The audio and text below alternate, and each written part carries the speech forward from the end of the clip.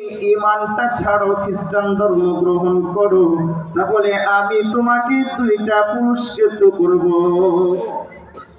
ঈমানের পরীক্ষা চলতেছে।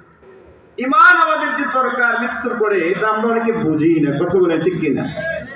আর একটু জোরে বলেন না, ঠিক কিনা? এবার আব্দুল্লাহ ইবনে হুযায়ফাকে জিজ্ঞাসা করতেন, কি বলছেন? আব্দুল্লাহ ইবনে হুযায়ফাকে বলতেছেন, যদি তুমি খ্রিস্টান ধর্ম গ্রহণ করো তাহলে তোমাকে আমি কি করব?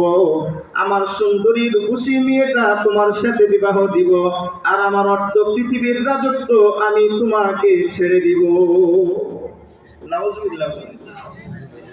এ মুসলমান যুবক, আব্দুল্লাহ ইবনে হুযায়ফা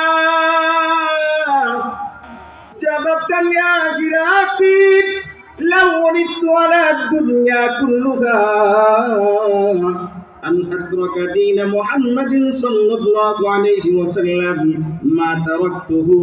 আব্দুল্লাহ ইবনে হুযায়ফা বলিষ্ঠ কণ্ঠে জবাব দেন, হে রোম সম্রাট, হে জালেম বাদশা, যদি তুমি আমাকে সারা দুনিয়ার রাজত্ব দিয়ে দাও, আমি আব্দুল্লাহ ইবনে হুযায়ফা বলতেছি, নবী মুহাম্মদুর রাসূলুল্লাহ সাল্লাল্লাহু আলাইহি ওয়াসাল্লামের ধর্ম গ্রহণ করেছি।